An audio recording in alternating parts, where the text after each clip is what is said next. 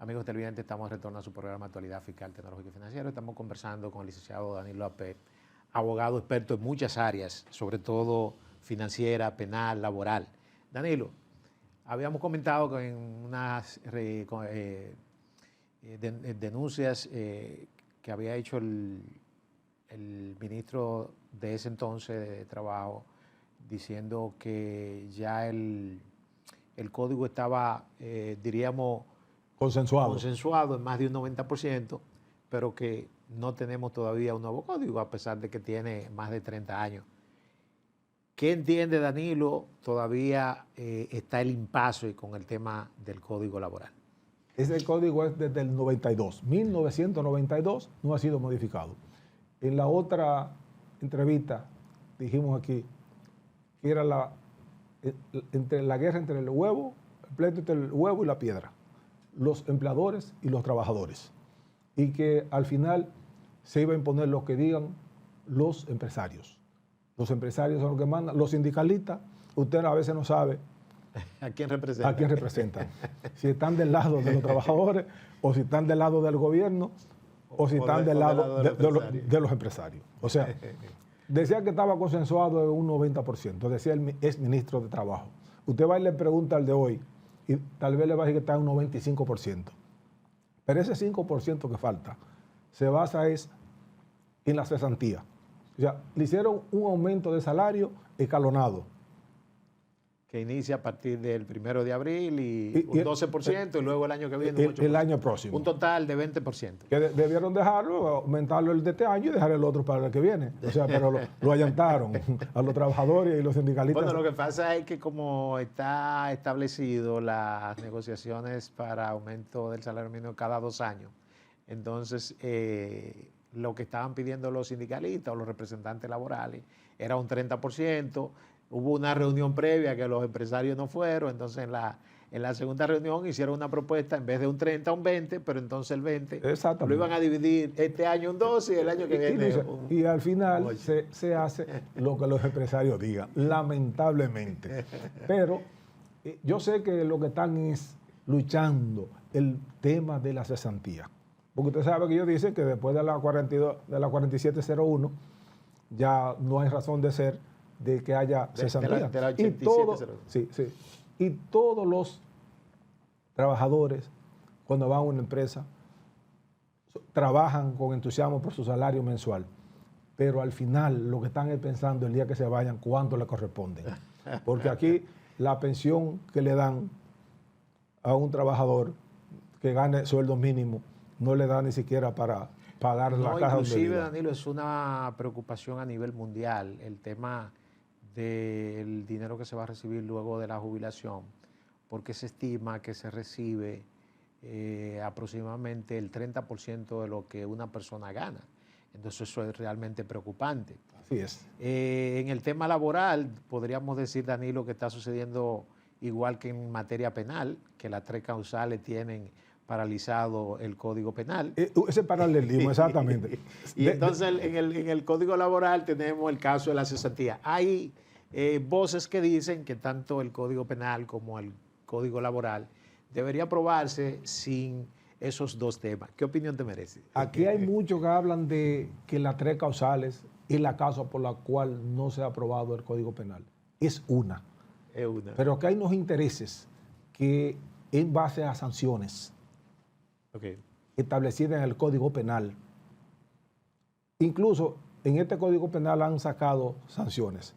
Aquí el que difamaba al presidente de la República, al vicepresidente, tenía sanciones. Ahora cualquiera puede ir, según el proyecto de ley, como decíamos, difamar al presidente por la plataforma digital y no hay sanción. Entonces, aquí hay muchos grupos económicos, grupos oscuros, que hay sanciones severas. Por ejemplo, los invasores de terreno, de propiedad privada, que hasta el día de hoy se va por la ley, que lo máximo son 5 años de prisión, pero casi nunca sucede. Pero con la nueva modificación del Código Penal, ahí hay sanciones. Y son sectores oscuros, muchas sanciones, diferentes tipos penales. Que han sido actualizadas y modificadas, que no... Sí, y las sanciones son amplias, cúmulo de pena. Y aquí hay sectores que viven de negocios ilícitos, todo el mundo lo sabe. Sí. Entonces, esos sectores, no sé a quién que convencen para que no se apruebe, pero se está disfrazado que es las 3 causales como el Código Laboral, el tema de la cesantía. Pero hay algunos temas... Ese más claro, pero el Código Penal hay que analizarlo más profundo. Y hace 5 años, me acuerdo yo que fue un programa y dije que en los primeros 4 años de este gobierno no se iba a aprobar. Y ya pasaron los 4, va otro, ya medio año más. No sé cuál es el problema, pero no son las 3 causales y le echan la culpa a las iglesias católicas, a la iglesia evangélica y a los religiosos. Pero detrás de eso hay otras cosas. Hay muchísimas cosas más que por eso no se ha aprobado este Código Penal, que esperamos y albergamos la esperanza que lo pongan en agenda ahora el Senado o la Cámara de Diputados y que el presidente le ordene a sus legisladores, que son mayoría, que no tienen excusas, el gobierno, para decir que no lo aprobaron porque la oposición era mayoría en el Congreso Nacional. Danilo, en el caso, retomando el tema otra vez laboral, aunque pudieran haber otras causales por las cuales el código no se ha aprobado, evidentemente que el tranque lo tiene el tema de la cesantía. Y es una realidad que la cesantía, como está prevista en el código, es, diríamos, improcedente, ya que no tiene, diríamos, un tope en los temas relacionados con los pagos que se le van a realizar al trabajador. No hay referencia en ningún otro país con este tema. En algunos países lo que existe es el código, el seguro de desempleo. Algunas propuestas han venido en el sentido de ponerle un tope a lo que es la cesantía. ¿Qué opinión te merece esa parte? Lo que pasa es que esos países que tienen seguro de desempleo tienen otro nivel de vida, el de aquí. Pero aquí aquí no existe el seguro de desempleo. Ustedes lo cancelan hoy. Y un trabajador y se va, si no hay cesantía, se va para su casa. A hacer nada. A hacer nada, y a pensar, a hablar solo en la calle. Depende de dónde, con qué cristal con que se mire. Si es desde el punto de vista empresarial, si yo fuera empresario, yo pensara como un empresario. Y tomar esa decisión, vamos a ponerle un tope a tantos años, o sea, con lo que ellos están planteando. Pero si es un trabajador, los sindicalistas no lo mencionan porque, como decía, no sé de qué lado están, pero un trabajador, su esperanza es que el día que se vaya le den su liquidación en español, como decimos. Sí. Que con eso lo pueden consumir, o sea, mantenerse durante consiguen un nuevo trabajo. Es difícil y creo que la mesa de negociación es lo mejor. Creo que hubo un sector empresarial, Danilo, que planteó que la cesantía pudiera establecerse un tope hasta 7 años, me parece que es. Yo creo que 7 sería poco. Yo creo que pudiera ser un máximo de 10 años. Un máximo de 10 años. Y estaríamos hablando que son 230 días de salario. Y dependiendo del salario también, porque no es lo mismo que uno que gane 100,000 pesos. Sí. A uno que gane 25,000. O sea, que pudiera ser entonces escalonado. Escalonado por diferentes niveles de salario. Los diferentes niveles de salario, para la mediana, para la pequeña y para las grandes empresas. Y por los salarios, porque no todo el mundo gana salario mínimo.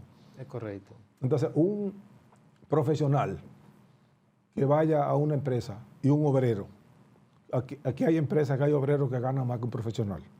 Sí, es correcto. En el técnicos sector, especializados.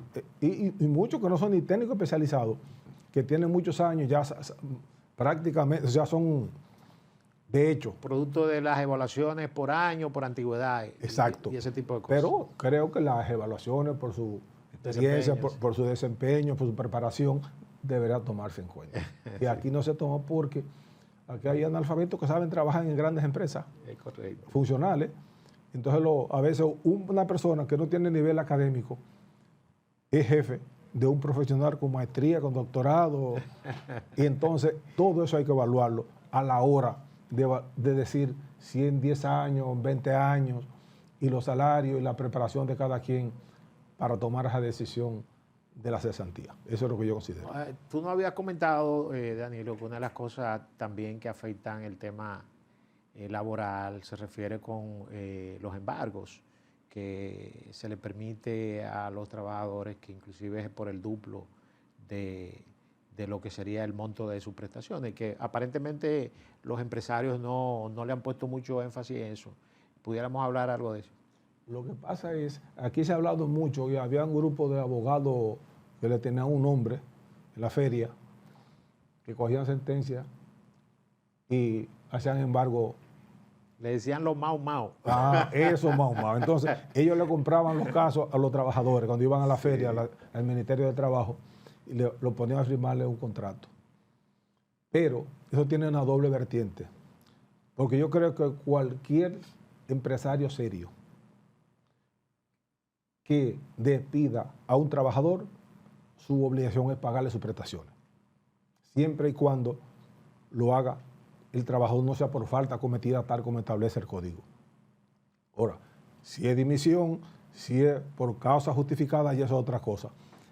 Y los trabajadores, que es también, aparte de la cesantía, ¿entiendes? Su liquidación. Sí. ¿Verdad? O sea, pero...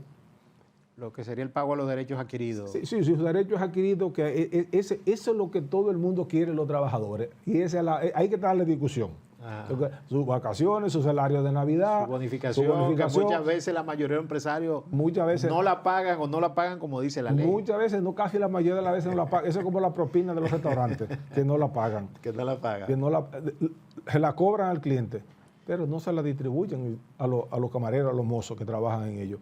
Pero ese es un tema que piedra y huevo. Sector empresarial, sector obrero, trabajador.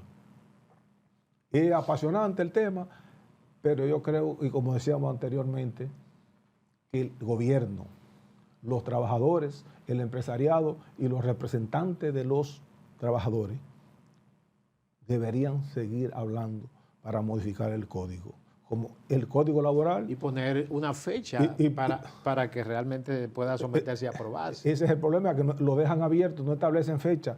Entonces a veces los trabajadores se desesperan, pero los empresarios le dan larga. Yo hablo de esta manera, como yo no soy ni trabajador, ni público, ni privado. O sea, puede representar un sector u otro dependiendo. O sea, es correcto. He tenido casos, por ejemplo, el duplo. Sí.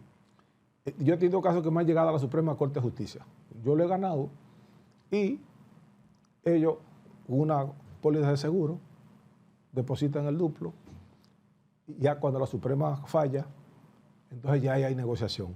Para que tú no la ejecutes la sentencia de la Suprema, sectores descentralizados, que usted sabe que se rigen por el Código Laboral, y también el sector privado. Eso deben de modificarlo también, que el monto.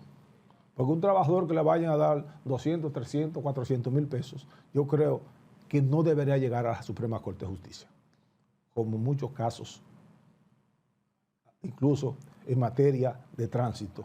Sí, lo que pasa es, Danilo, que esa limitación inclusive estaba contenido en algunas normativas legales como prerequisito para someter el recurso de casación, y eso se eliminó porque posiblemente violente o vulnere derechos fundamentales. Claro, derecho de defensa, precisamente por eso, pero sí se legisla que la mayoría de los trabajadores y los empresarios estén de acuerdo que una sentencia de monto mínimo no llegue a la Suprema Corte de Justicia. Yo creo que no todos los casos deberían llegar a la Suprema Corte de Justicia, ni en materia de tránsito, que en el aspecto civil, la indemnización, y en materia laboral, que por cierto monto deberían quedarse ya en la Corte con decisiones definitivas.